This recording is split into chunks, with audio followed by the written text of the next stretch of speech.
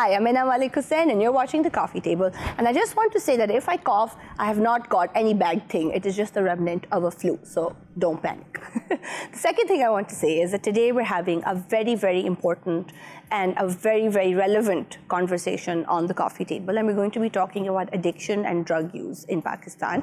So consider this my trigger warning to you if you feel like this is something that would make you upset or uncomfortable, then don't watch this show. For everybody else, I hope that you do watch it because there is a lot of information here and there's a really important conversation in store for you guys today, because the important thing is that it's not that bad things don't happen, is that they do, but the important thing is that we are able to try and have as many conversations about it as possible so that we can figure out ways in which to support each other through difficult times and ways that we can reach out to other people who might be struggling and remember that we are all part of a community and we need to watch out for each other. Now, statistically in Pakistan, the figures are not great. A 2018 UN report showed that there are 7.6 million drug users in Pakistan, of which a huge percentage, 78%, are male and 22% are female. Now, this is 2018, so it's fairly recent.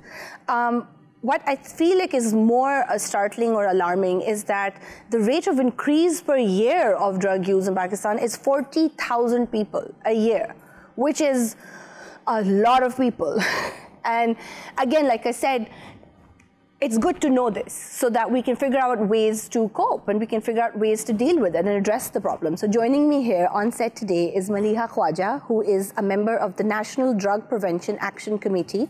She is an educationist. She is a headmistress at a Beacon House school. She is the founder of the organization Friends of Children and Lahore Ko Jeene Do, which is a branch of the Zimmedar Shehri Cooperative. And joining us from Islamabad is Osman Mirza, who is an HR trainer. He's a certified NLP practitioner. He's a well-being counselor at the practice Safe Haven, and he is also a former addict. Hi, welcome to the show, Maleeha. Hello. And Osman, from far away, and near and far. So I want to sort of begin at the beginning, as we say, Osman. So tell me about your journey with, or let's say your experience with drugs, because I feel like, again, I don't want to sort of jump in a sensationalist way, but I think that I really respect how open you are about your own personal struggle, and you are somebody who has made a wonderful life for himself in spite of having this setback at a young age, a youngish age actually. You were 24, if I'm not mistaken. That's correct. I had just recently graduated, and right about there, 23 going 24. It started recreationally, one-off sote. I mean, you just do it every few days or maybe once or twice in a month or something like that. The frequency slowly increases. You take it to a weekends only thingy, and then you're like, well, if it helps me and pleases me on the weekends, it would help and please me on any other day also, right? So you break your own barriers and you start doing something more frequently.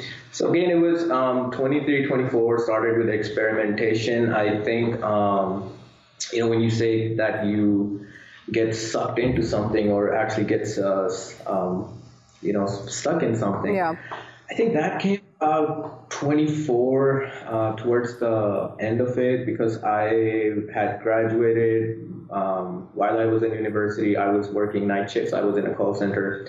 But like every graduate, I had an ambition. Once I graduate, I'm going to get a 9-to-5 job in a multinational and, pave my, way to success and everything, of course. Right? Yeah.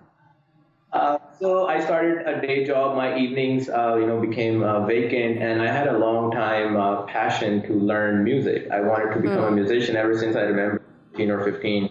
But I think in our part of the world, that's not really seen as a career. As a passion, it's okay with parents. So it's just your hobby. So, but at the back of my mind, I always had that passion that at some point in life where I'm independent enough, I'm going to pursue this. So I signed up for guitar courses, and that's basically when the harder drugs walked into my life. Just those drugs that are referred to as category A drugs. So I'm referring to specifically heroin over here. Of course, there are many other substances within the same category. Yep. And it started unknowingly with my instructor. It was something new that had been introduced to me. I could tell that it tasted different in a new way. It had a pleasant effect in a different new way. Yeah. And so not really asking what it is and believing what I was told, that it's just a flavored cigarette, which it did make sense. Yeah. It went on for about a couple of months. And so now after a couple of months, my instructor happened to have a concert in another city. And that's basically the day that I couldn't see him. And that's, I think, the first time that my body experienced what we refer to as a physical withdrawal. So I couldn't sleep that night. I had cramps in my stomach. I could feel pins and needles in my the sole of my feet. I knew that my nose was running, my eyes were running. I felt like puking. And at the same time, I felt very constipated and, hot and cold flashes. It didn't make sense to me because my innocent self believed it was food poisoning, but I'm like, of course, this is too drastic for food poisoning, right? Yeah. Not knowing, I passed the night, and the next day when I caught up with my instructor, and I couldn't focus on the lessons, and he's like, what's up? What's the matter? Did you get sleep or anything? And I told him, and he's like, well, this was supposed / gonna happen anyways. I'm like, what do you mean? Yeah. And that's the first time I learned I had been consuming heroin for 2 months. Oh my God. And so his words. Yeah, it came as, I think, so we'll get into this as the discussion goes forward, that technically it should have been a big, realization for me, or a big piece of information for me. But I was like, at that point in my life, I probably thought, how bad could this be? I've been through worse, and that I am referring to was things that you see, hear, and experience growing up.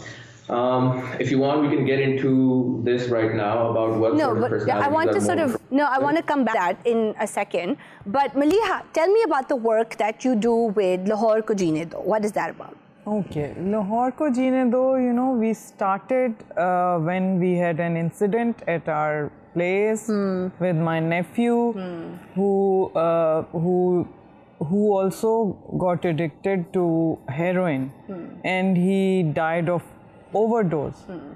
And then when he died, we were all like, the family was like, we had that thing in our heart that what are we going to tell people that he died and because of overdose. We were like embarrassed, and there were different mixed feelings with everyone, and we were wondering what should we tell the world. We told them that he died in his sleep. So what, after 3 days, it just struck everyone, like my brother, my sisters, everyone. We decided, we sat like this, in our room, and we decided, no, we being educated, is it right to just close our, minds and heart and just let other children die of this thing and not accept it, that this is a problem, this is a big problem in Lahore, in Pakistan, and we need to save other children, rather than, putting just mud over it that nothing happened. So we just stood up. We said we have to do something for it. If we couldn't save our nephew Qasim, we have to save other Qasims. And that gave us a push to just start this movement, I would call movement, a drug awareness movement, to make the parents, the children aware, any way we could, to go into, committees of government, or to go to institutions and, hold seminars or walks, whatever we can in our capacity as being mothers and as being housewives and as being working women, whatever time we could find out. We just decided together that this is what we are going to do. And that's how the Lahore Ko Jeene Do was established, and we started holding seminars to make the people aware that you are not aware of this cancer in our society, which is eating up our youth, and you need to be aware of the changes coming in your children, that when you realize it's too late, It's too late when you realize. That's very important, because what are this? I suppose that when it has become something very serious indeed, and that's when it becomes visible to parents. So what kind of things are we what should caregivers or families be looking out for? Look, as I'm in education also, first you'll notice the grades dropping. They stop caring about their studies. And the grades are dropping in schools anyway. You need to be aware when the grade drops, it doesn't drop just like that. All students are, with the same intelligence level, except for we have the special needs also. But there are children, there are majority of the children, when their grades drop, you have to be aware, you have to be conscious, or you see changes in their behavior.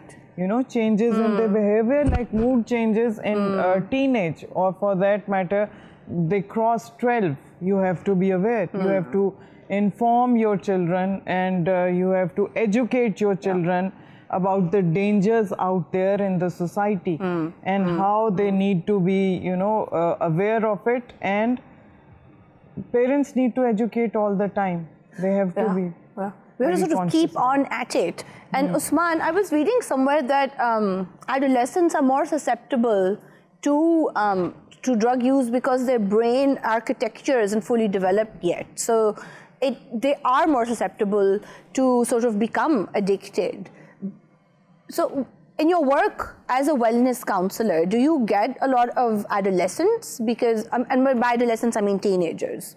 Or is it sort of just generally a widespread situation? And I would have to agree with that, because it is a valid observation. In about the last, ever since 2020 started, we're almost done with the year. And I'm talking pre-lockdown and during the lockdown and post-lockdown. A lot of queries that I would get were parents of adolescents. We're talking children, particularly within the adolescence window, 15 to 17 is the majority of the cases within that. There are cases where we hear about 14-year-olds and 13-year-olds too. And after 17, of course, you've achieved adulthood, right? So 15 and 17 is what I'm hearing, what we're observing. I think what needs to also be spoken about is that it's not something that is only found in one gender. That's a misconception. Right? We're noticing, we're observing that it's everywhere. We're talking all ages, we're talking all genders, we're talking all social stratas. And why we'll get into that later, that why it shouldn't be acceptable in the sense that what is it in actual that we're dealing with. One, we have a perception that it is, a failing of character. It is a lack in willpower. It is probably the result of a failed upbringing. These are all hypotheses that have been proven wrong again and again and again. Because in reality, what we're dealing with is a psychiatric illness, right? An actual disease. So I usually ask people that if we started to treat, remedy or cure cancer, for example, by simply preaching or, just lecturing someone or telling them that, you're not a good person, will that person heal? They won't. We know that. You do the same thing with any other sickness. It won't work. And this is where I think both the user or the person acting out, that's what I refer to them as, people acting out, and their caretakers, their loved ones, their parents, both parties are unaware of. Even the user, which was me at one point in time, I thought I was a bad person. I knew that I was doing things which were so far disaligned with my authentic self, the person that my parents raised me to be. Everything that I was doing was contradictory to that. And so even your own sense of worth and who you are as a person. And we're going to take a very quick break and come back to this very important conversation. Stay with us.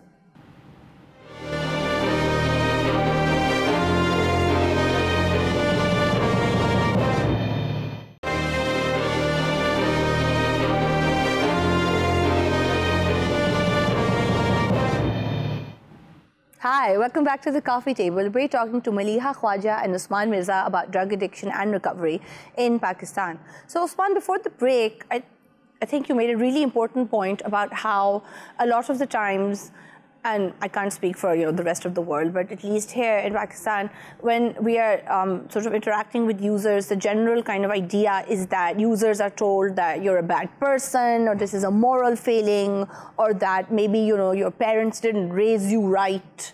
That sort of stigma, which is really harmful for parents, for families, and for the user themselves, because they're quite aware that what they're doing is something that is, it is becoming problematic, but then it becomes a compulsion. You can't help it. That is correct. So the thing is, yes, one where the initiation of what we perceive as the remedy is in a direction that's counterproductive. We are using shaming and guilt tripping someone. It won't work. You know why it won't work? Because one of the many reasons that an addict is continuing his or her drug use or his or her acting out is to numb that voice inside their head that is shaming and guilting them already. Because see, as I said, you are operating completely in a different direction from what your authentic self is, right? This is what your authentic self is. This is what your parents, and you for that matter, have also shaped yourself to, you had a dream for yourself. Now you're operating in a different direction. You know the direction that you are operating on is counterproductive, so you are automatically shame-induced within and guilt-induced within. You don't need to hear it from outside. We all know that, right? Yeah, you already do. So now coming to the point. So if both parties are believers of the fact that this is a bad act or that this is a moral failing, then we're never going to achieve a treatment wala mindset, right? But once we understand that this is a disease, once I understood that every single unacceptable / immoral / unethical thing that I ever did was not me, was a diseased version of me. So then it became, I could find hope in the fact that, okay, if this was a diseased version of me, then I can create and give birth to a new version of me. Yeah. Fine. And that is the, the mindset that every single addict quits with. I can vouch for every person who's ever been a drug substance user. They have tried hundreds of times to quit.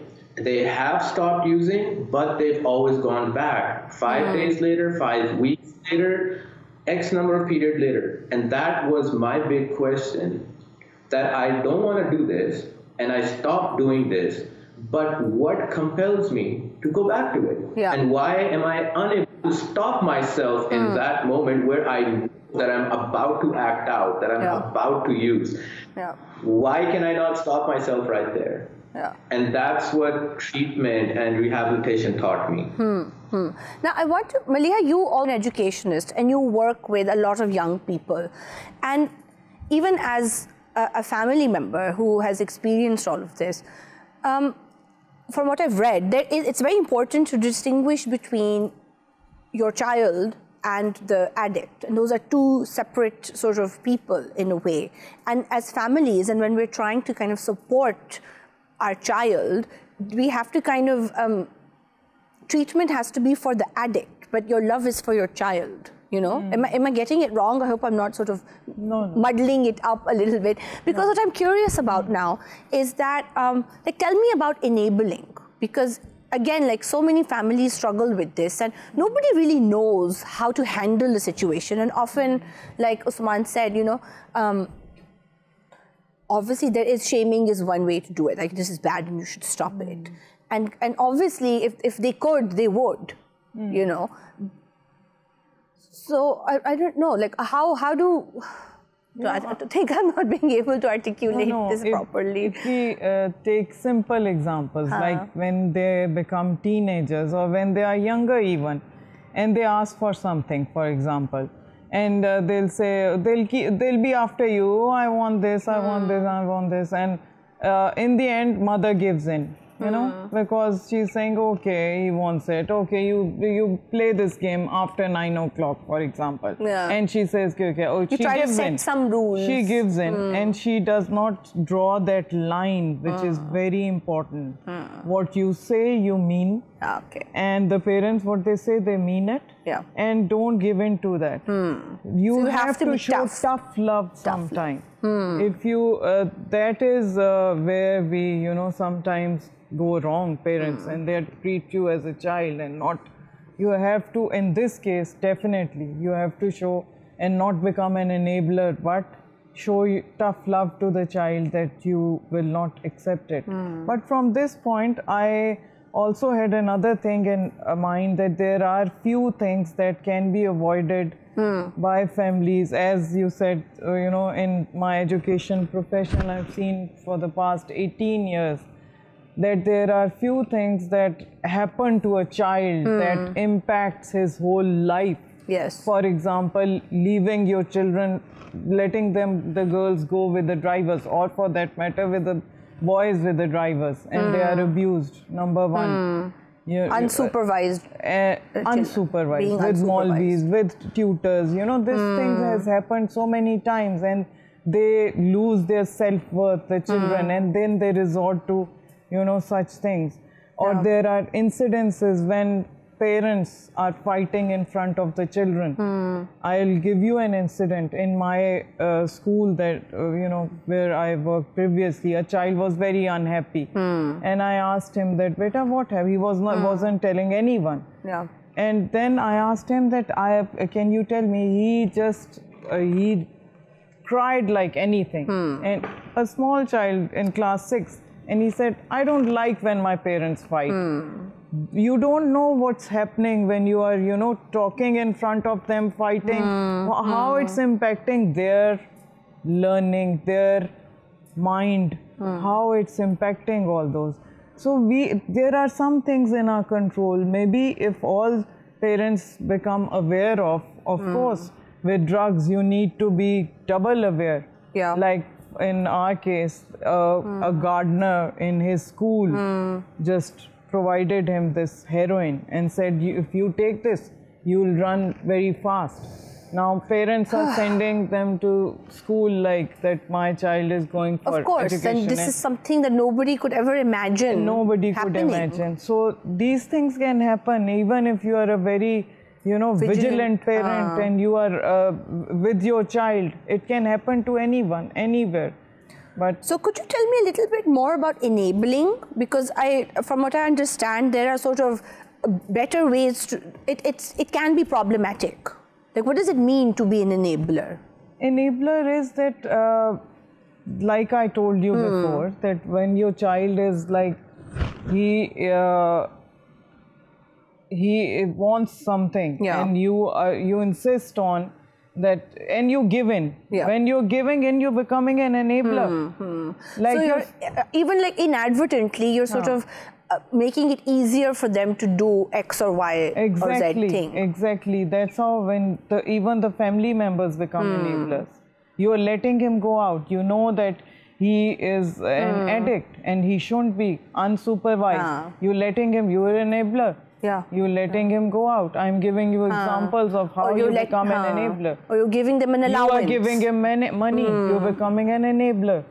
So it's very tough. I've seen it. It's very tough to, you know, deal with even heroin addicts. They become violent, and I've seen the suffering, and then that child was very, very good at heart. That child was, and he was you know, ace student in his school.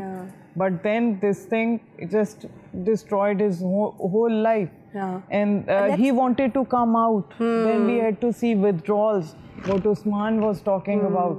We have seen what parents go through, what families, and what pain the addict goes through when he is going through that. That's very important to remember, that they are also struggling, and it's not helpful for people to say to them, well, you should be better, or you should just stop, because and nobody makes, this is not a choice that anybody would want to keep on making. Exactly, as Osman was saying, you can't give them lecture. If there's a cancer patient, you can't talk to him all about, you talk to him is about cancer.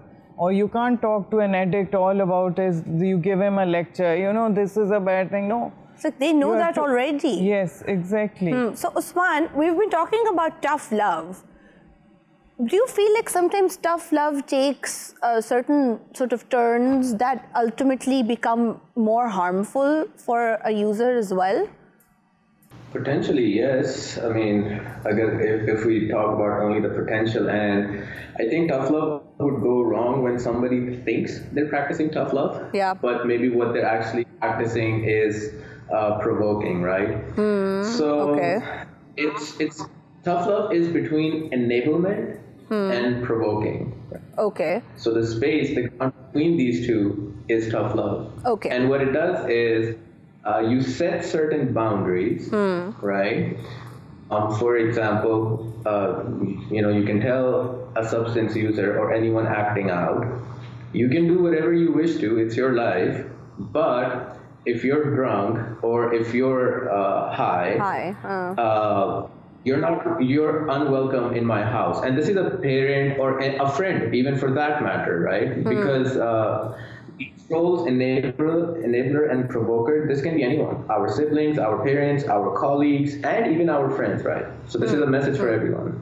Yeah. So you draw a line that if you do X, Y, Z, sure, it's your life, you can do it. However, you are not welcome here, right? So you've drawn a boundary. Yeah. Enablement would be the child or the individual comes back home and you give in eventually, right? You give in eventually. I think that would be enablement, because now they know, okay, all I gotta do is come back, maybe cry, maybe do this, maybe do X, Y, Z, other, and I will be allowed back. And you have to let the person experience experience the consequences of not following directives, right? Or following the healthy path. Now, provoking in this example would be the person comes home and, they bang on the door and everything. And then, you are opening the door, but instead of letting that person in, you start, hitting that person or screaming and yelling in their face. That's provoking. Okay. Right? That's not tough love. Would be, they're outside, that, but you're not opening the door, you're keeping the door closed, right? And you're not doing it out of, anger or envy or anything. You're doing it out of genuine concern, because sometimes you have to let people experience the consequence of their action. And that's one of the reasons, from many reasons, that's one of the reasons that addiction thrives so fluidly in Pakistan or in our part of the world, because inherently our version of parenting is based on protecting the child. Yes. Right? Yeah. And that's something. That's something that I want to talk to you in more detail, which is why we're going to take a very quick break here and come back to this very important conversation. Stay with us.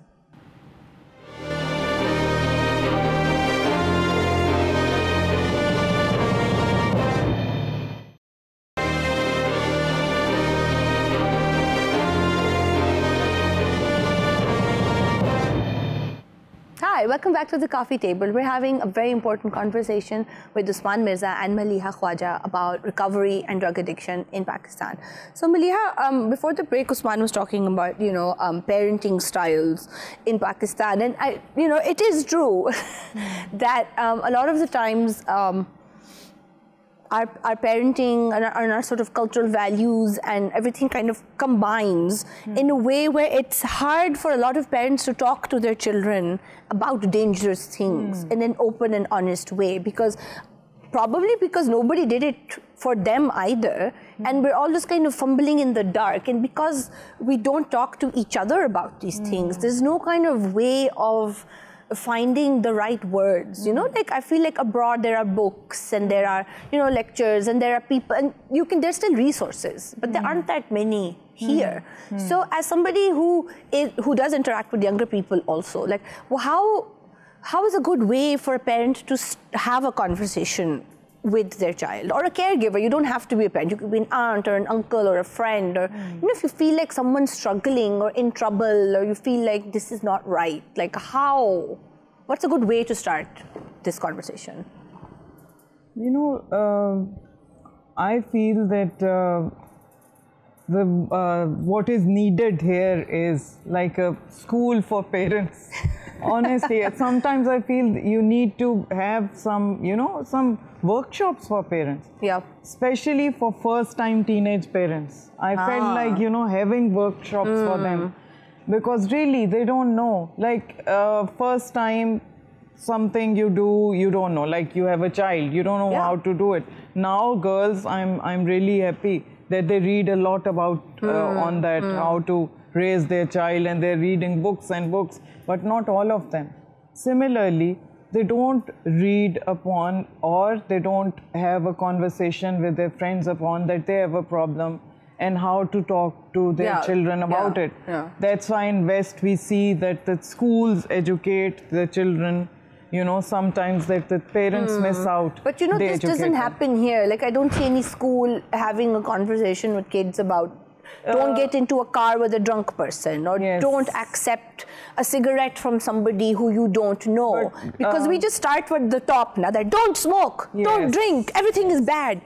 Gladly, where I work now, they have child protection workshops, and even for very young children, you know, they have these. So I feel if in school also, if it's incorporated in the syllabi, it will be very helpful. And because this is all part of protecting your child. Yes, even if you feel awkward, you have to get over yourself. You know, and exactly. And as parents, we need to make the parents aware that this has to be passed on to the child as early as possible. That don't accept any drink from anyone. You know, there could be something in it, like, and don't drive alone with, or if there's something uncomfortable feeling from a driver or somebody, tell us. If somebody is providing you something, tell us. We need to say. And as you say, how? It's very easy. It's your child, you can. But I've seen the parents, we are busy in our culture. We are busy in other things. In-laws, problems, this, that. We are I know that, but that is the most, that's what I'm telling my parents all the time, where I work now, that this is the most important thing that you have brought to life, you know, your child. So don't ever look back and feel the regret that you did not do something. But I feel like, you know, that's something that Osman, you were talking about as well, is that a lot of times parents feel like they're protecting their child from the bad world by not talking about these things. And do you think that there's a sort of hesitation also that if we talk about these things, we might be giving them ideas? Yeah, I think that thought there's a great chance of that thought crossing the mind. Because technically, yes, it is possible, right? For example, you're having about to have a conversation with a younger member of your family, a nephew, a son, anyone, right? And I shouldn't specify only male relations, nephew or son. I'm going to talk about nieces and daughters also, right? Yes. Yes, there is that thought at the back of the mind. Is it too soon to have these conversations? What if they don't already know? Am I going to be the doorway that they become aware of these things? Yes, all of that could be true. But let's consider the flip side of not going ahead with it, right? Yeah. So what they don't learn about through you, they learn through other sources. Could be friends, could be other, publications, anything, right? And that might confuse them, but at the same time, it might give, birth to more curiosities and questions. And if the communication doesn't exist between you and them, then of course you're going to go out and try to find answers. Some will, again, like I said, could be friends, could be actually experiencing something, For example, if someone finds out, oh, there's a thing called a cigarette and, this is how they smoke it. But what happens when you do it? So one of the things that people do is they go ahead and try it, right? Yeah. So I think while the inhibition, because of course as a society all those things exist, and also I think, see, I'm going to be really candid over here, because my point basically builds on what Maleeha was saying. See, we hesitate to have conversations because another thought that is there at the back of our minds is, what if my child, or if this person asks me, hey, uncle, have you ever done drugs? You're talking to me about it. You seem to know so much about it. Have you ever experimented with it? And see, that's the thing. It has to be a really, really candid and honest conversation. Yeah. That's one thing. And I'm sorry, I'm just going to add something over here, is that, see, our styles of parenting are also determined by how we handle ourselves. What that means is, if as an individual, I'm gonna give myself room to squeeze in unaccountability, right? If I'm not holding myself accountable with my life, that's me programming myself or my mind saying that it's okay to let things slide by. It's okay to do things without being accountable to them. I will bring that same thought into my parenting or into my role as an elder, any elder in the family that I am, right? So I think in order for addiction to go away, there is no going away, but for the stats to reduce drastically or considerably, we as everyone, as individuals, will need to change, and it has to be a societal change. Right now, see, our society is perfect for addiction to thrive. It's like the most fertile piece of land because we have all the things that addiction feeds on. We've got the shaming culture, we've got the blame culture, we've got we've got the lack of discipline, we've got poor mental health statistics, not enough rehab situations. Yeah, no, you're absolutely right. And I think this is where, before we come to societies, we need to talk about families and how families need support as well. When they are, when there is an addict in the family, then families, it needs to be approached as like the family needs to be a team, and there have to be a unit that supports each other so that they can support the person who's struggling in their family. So, Maleeha, what's rehab like in Pakistan?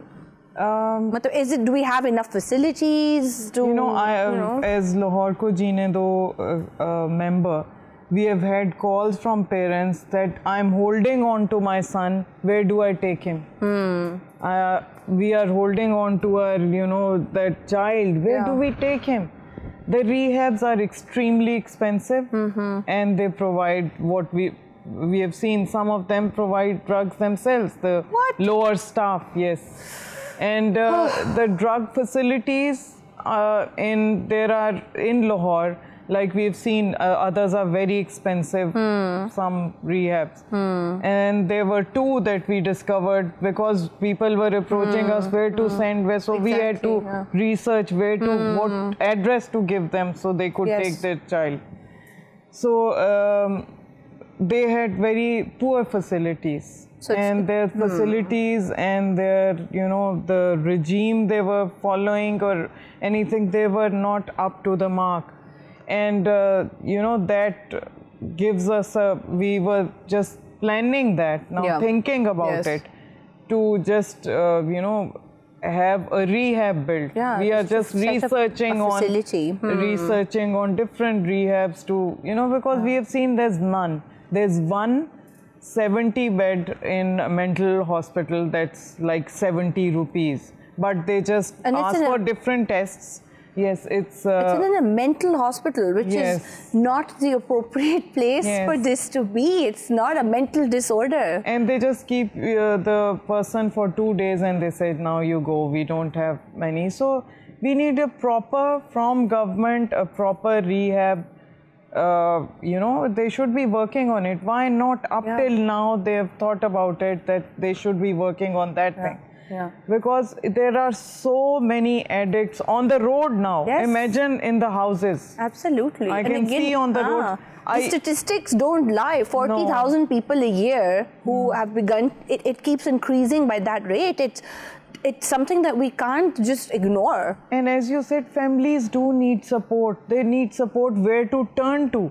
Yeah. When something like this is happening to their child, what do? They just talk to their friends or family members, cry over it, but they don't know where to go. Yeah. So this is one thing, area that we are lacking in, and we need to do something about it.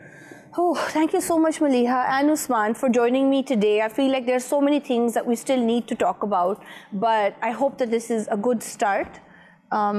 Thank you for inviting us. Thank you so much. It's an incredibly difficult conversation to have, but I commend you and Osman for being so brave and being so inspiring for so many people out there who need help and should know that they're not alone in this struggle, and there is hope and things can get better. Thank you for watching. If you're watching this on YouTube, don't forget to like and subscribe. We will see you next time on the coffee table. Bye now.